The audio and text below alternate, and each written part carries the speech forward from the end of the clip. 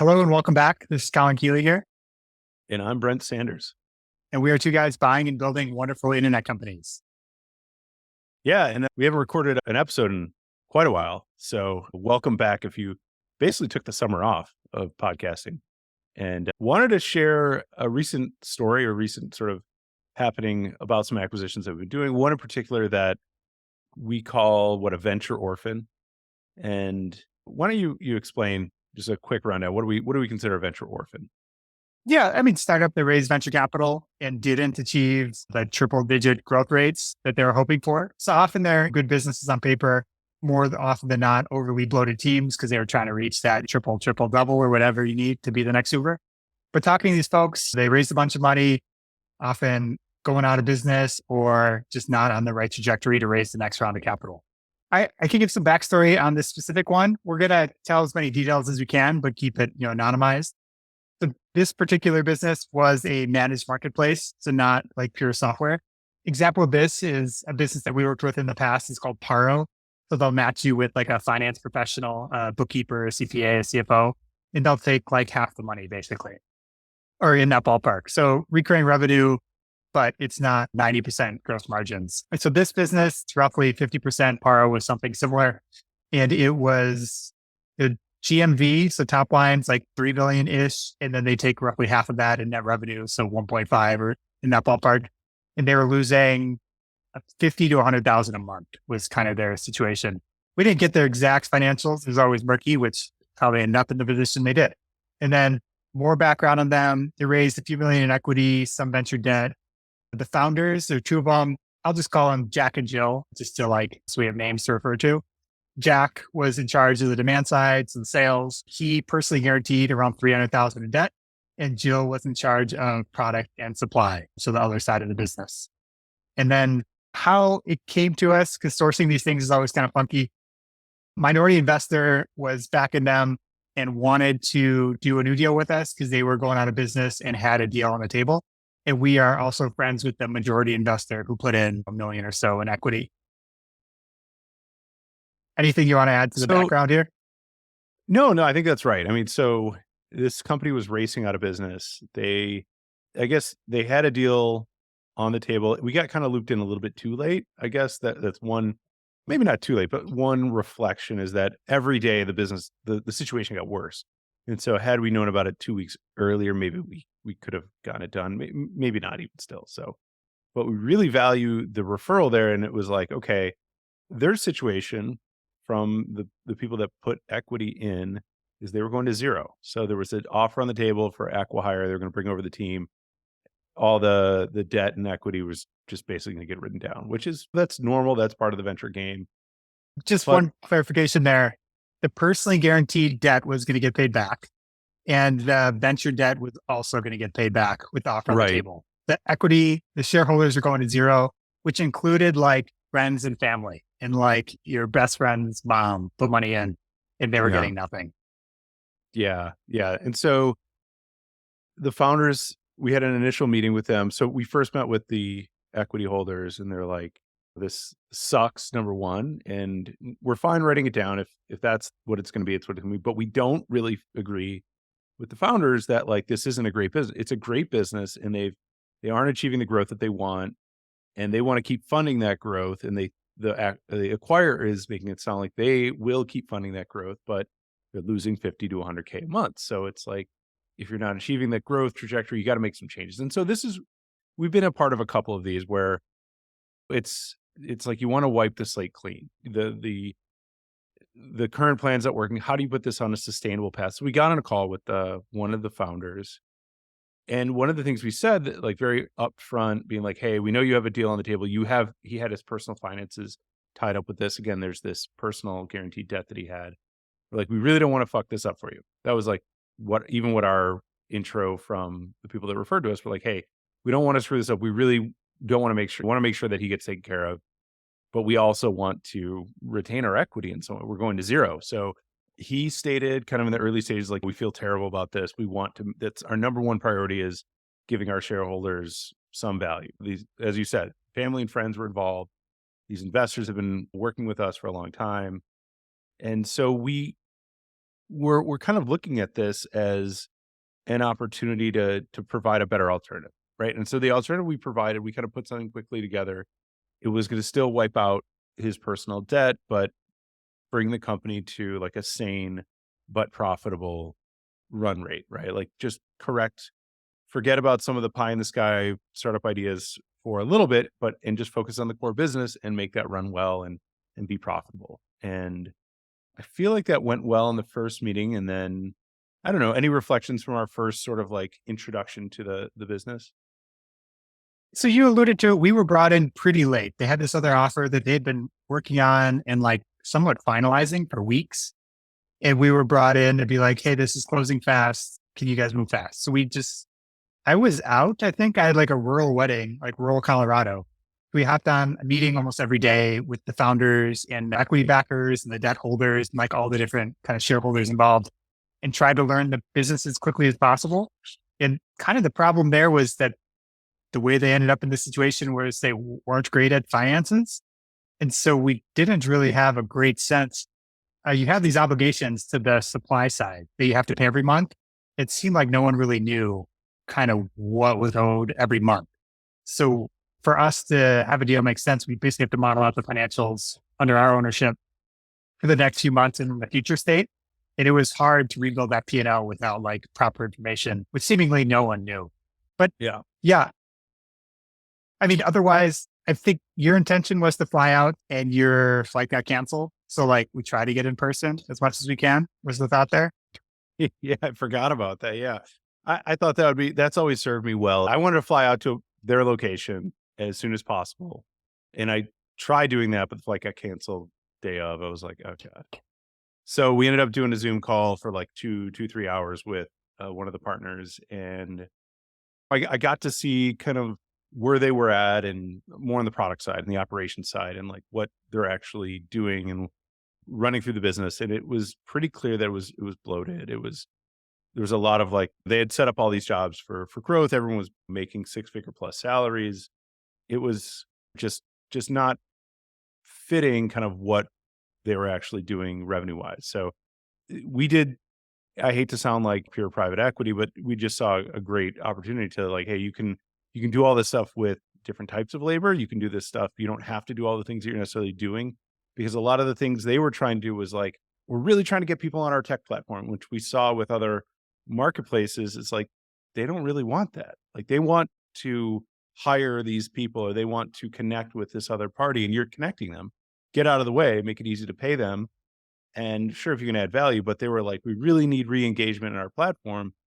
And there was no value being derived from that, at least as of yet. The theory was if we get people on this platform, they'll see how easy and much value they're getting. And it's like, maybe, but you're spending so much money for that. So the general consensus between the equity holders and us after this call was, yeah, you don't really need all this infrastructure around it. It's not adding value to the end user. It's adding like other parts. So what we would propose doing is building a sales organization to just build up the top of funnel. You just need this demand side. We have plenty of supply and that's kept well. You just need, I mean, all of these are demand constrained. It's never really the supply. And so we've seen that firsthand. We've seen how to do that. We've, been around those environments and we felt confident that we could push on that and put the product on hold and just keep it running to, keep the business afloat. So we put together after a couple of back and forth, we put an informal offer together and managed to offend them, managed to say, hey, one of you will step away. I think we got off on a wrong foot, but I think it was bound to happen. Like somebody needed to step away. There were two founders, they're making six-figure salaries.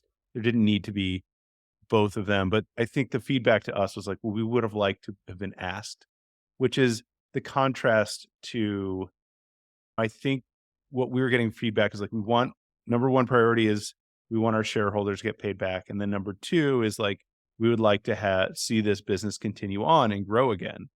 And so we framed it that way. Like in order to achieve this, get back on the correct rail, we need to make some cuts and you need to lean the business back into a profitable position. And then we'll dig back into trying to grow it the way you're saying through the product versus the way we think it would work better, which was sales. So, and mind you, like we said this over and over, we don't know anything about running their business. They've been running for 4 or 5 years or so. And so we kept prefacing like, hey, this is a theory, but we're willing to do this and we're willing to put a lot of effort into this. So and capital. So it was like an alternative that we raised. And we essentially sent our first offer over and they were kind of like, what is this? And we're not interested in this because for the exact opposite reason. It was essentially like, we're not getting the paydays anymore. And our equity holders are getting something now, but now our team has to get cut. And one of us would have been like to have been asked about it. So it very clearly was like not, I think people's self-interest start getting involved when they realize, oh, if it means paying back my equity holders and I'm not going to get the same deal, then everyone has to look out for themselves, I suppose. But it was, I think you knew that was going to happen. I was kind of like, well, they said they didn't care as much about their compensation, but they did. And it is natural. Like, it's fine. We still were going to pay off all of their personally guaranteed debt. That was part of our structure. It was like, hey, you're going to walk away scot free because your existing deal may not go through. But yeah, so I guess I should have prefaced all of this that the deal didn't happen. I think that's should be understood. If we're talking about this, we either closed it or we didn't, and we didn't. Yeah. I guess just at a high level. So our offer was one founder stays, the one in charge of demand, one founder transitions out. Both of them get cash incentives, so like bribes for successful transitions and equity in the new co. Cram down existing investors, but they keep a good portion. We bring in more money and then we reorient the company around growth and pay off the debt. So make the debt holders happy, pay off the personally guaranteed stuff. And I thought we had sufficient bribes to keep the founders happy because what they were doing is basically selling off an asset that they didn't really own anymore and trading that for effectively market jobs. I wouldn't say like the bonuses they're receiving were wildly outside the norm of what they could get just in the open market. They're credible individuals that have a lot of experience and could get good jobs. But yeah, we delivered it maybe poorly. I think we were somewhat misguided in like how involved one founder was than the other. But we also probably had to In pull no out that time. Band-Aid. Yeah, we had no idea. I don't know. Like, were we overly transparent? Like, hey, this is our plan. It doesn't make sense to pay all these head of sales people that aren't managing anyone these huge cushy salaries when your business is losing a significant amount of money every month. So I think the other acquirer will probably do something very similar, but they weren't openly talking about that before the transition closed. Yeah. So pissed off a founder, overly transparent. I don't know. I like, what do you think? Yeah. So let's fast forward to the end. So obviously it didn't happen.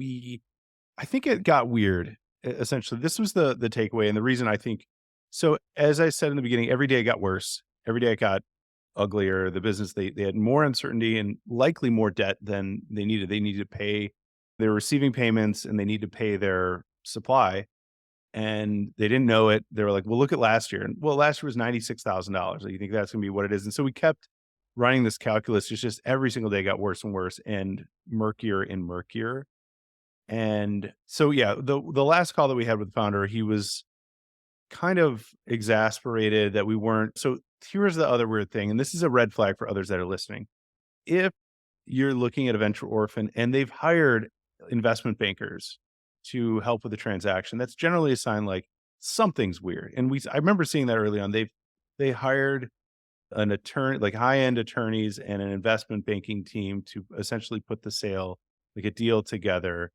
And like they kept asking us to fill out a worksheet that was like, tell us how you're going to pay the investment bankers, tell us how you're going to pay the attorneys. They're like, we're not. Like it's just not part of what I mean, maybe that we could have glossed around that. And that's, I think, to your point of just getting right out, swallow the toad, just being like, hey, we're going to cut this team and we're going to keep one of you around and we're going to give you incentives. But what I think in our final conversation was like, we had the optionality, I think, to like torpedo the other deal. And so I think this is where these things get a little bit beyond where I think I was comfortable stepping in, because if I was really comfortable about this business, I probably would have stuck it out. But I think we gave to our equity holders, they could have blocked the sale. So between the equity and debt holders, they would have blocked this other sale and then they could have said, hey, you got to go with the only thing that's going to give us a return. From a a reputation perspective as VCs, that's bad. But from our perspective, it also felt like we were just like gonna do what we said we weren't gonna do in the beginning. We're not gonna fuck up this other deal for you. And it felt very clear at the end that we were gonna fuck up. The only way that we're gonna get this done is they didn't want to work with us. They didn't want to when it was starting to get hostile where they're like, well, you're never gonna figure out how to run this business. And then when we asked, like, I think you asked Jack, you were like, how if we fail, how do you think we're gonna Yeah. fail? And he was like, A year from he now, we talked say, himself oh, out of it. why was it? And then he was like, well, you guys don't know the business. And that was it. And then he's like, actually, I could probably teach you guys it over a couple hours. It's like, you'd probably be fine. It's very weird. But It like, was I don't funny, know. yeah. How did we actually lose it? So the founder basically was like, I mean, he kind of withheld information. We didn't really know what the other obligations were, and that made everyone else skittish. And we weren't willing to be the bad guy to like jeopardize his personally guaranteed stuff getting paid back. Was basically how it ended. Yeah, I think I remember just I didn't want to play that hard of ball. That's like the gut feeling. I feel like a bitch for saying that, but I didn't have enough confidence around this business. Like it felt like we would be forcing something. And it would be forcing something. And my gut was like, I would force it if it was like if I knew it was a good deal and we had spent maybe another month with it and we had a little bit more of footing.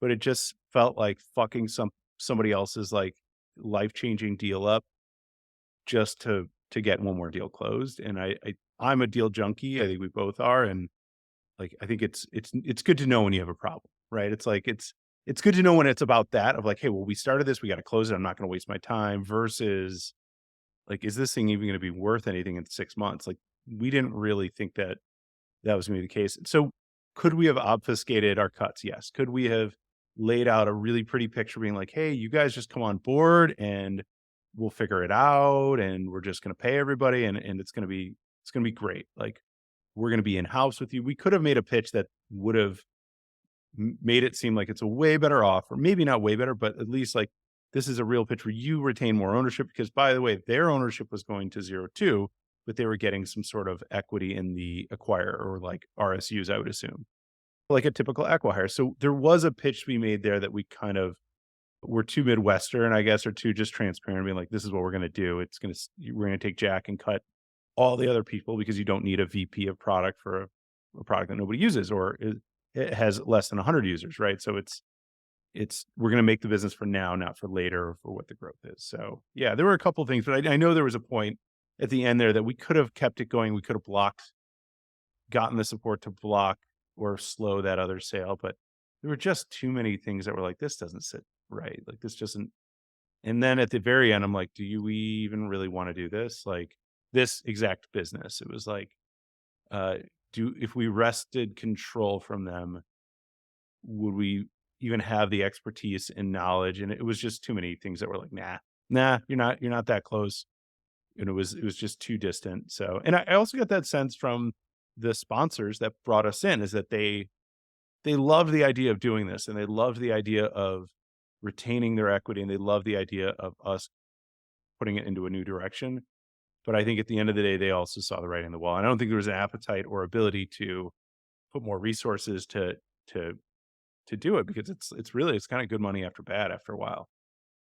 Yeah, it's sad. I mean, I think it's a good asset. It's a good business. It's been mismanaged. And then there were just like obligation on top of obligation of like Yeah. these investment bankers, an unknown amount, the lawyers, kind of an unknown amount.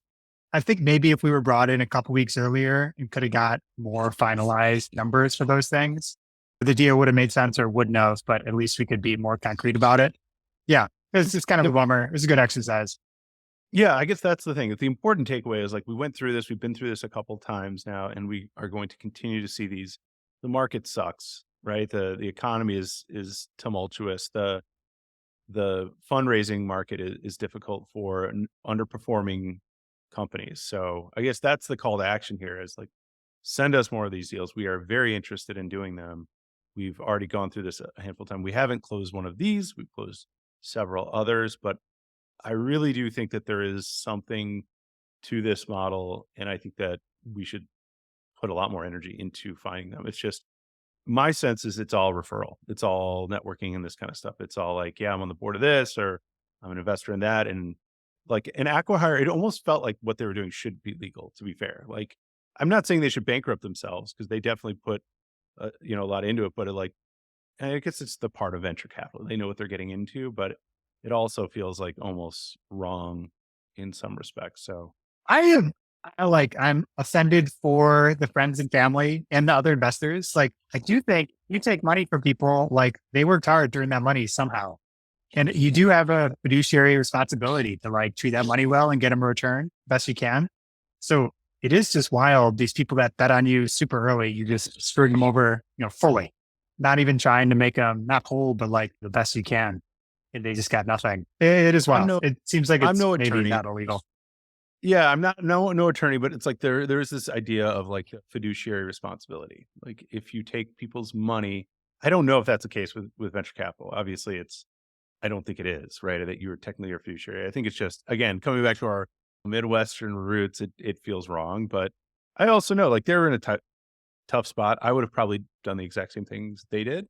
To be fair, like after 4 or 5 years of running a business, putting hundreds of thousands of dollars of my own money into it and having that debt ready to be called, it's like, yeah, I got to get out of this. And I'm sorry it didn't work out, but I mean, I understand it's an incredibly difficult situation. So here's the question: would you have run this process differently in the sense of like, let's present to them the most attractive offer and the most attractive like bullshit just to get it done and then clean house?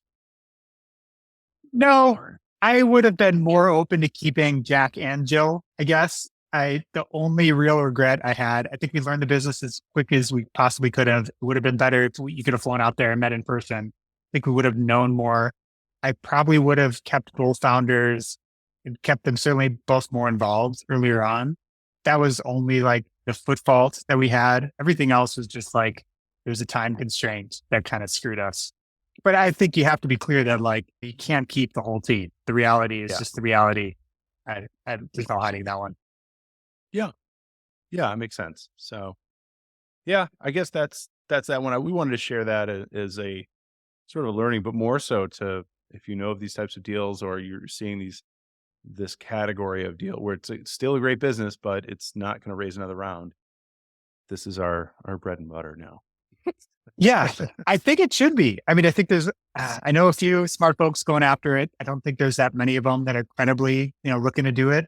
Yeah. I think we know now how to like craft a deal to win all the different shareholders over.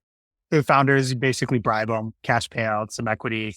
Otherwise, a lot of these raise too much money. They're under a preference stack. Their equity's worth nothing. It's like a zombie ship or something that's just kind of cruising along. So I think you can make it worthwhile for the founders for sure. It's a recap. VCs, the smart ones that they know it's not the next Uber. They know it's a game of home runs. This gets them off the board. It frees them up.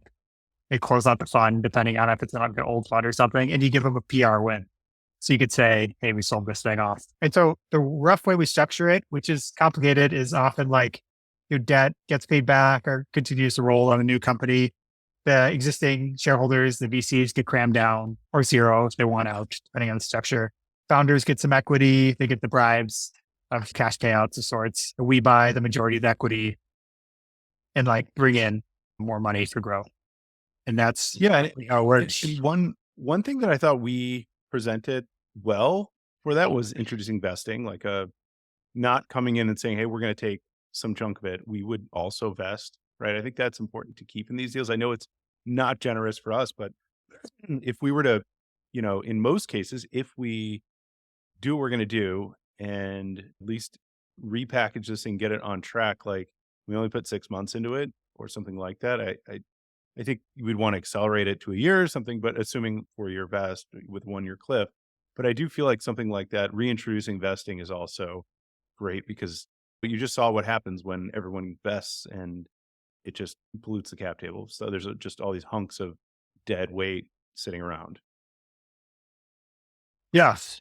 So if you got an interesting business and you raise too much money and you're buried under a preference stack, come reach out to us. We'll recap you and partner with you on it. I think it could be very successful for everyone. Cool. And what else has been going on? I mean, it's been I don't know when our last recording was, but it was probably 3 months ago. It's been a long time. I moved down to Austin and then I was basically traveling. And obviously, my podcast setup is not set up. I could not find the cords I needed. So those are kind of the things. I also went out to Canada. So went out, Andrew Wilkinson put together a mastermind. So spent some time with the tiny team. Yeah, that was interesting as well. Talked to more folks trying to do venture orphans or, you know, people that raise a series A, series B, and they're selling off. They're basically venture orphans sitting on the other side. Victoria's beautiful. Make it out there if you ever can. Like a 20-minute flight from Vancouver. Very cool. Very cool. Yeah. Hopefully it was worthwhile. But all right, well, we're going to start recording again more frequently. We'll come up with more topics and yeah, go from there. Sounds like a plan. Yeah. Hopefully have more venture orphan stories for you shortly here. Cool. Well, thanks for listening, everybody. All right. See ya.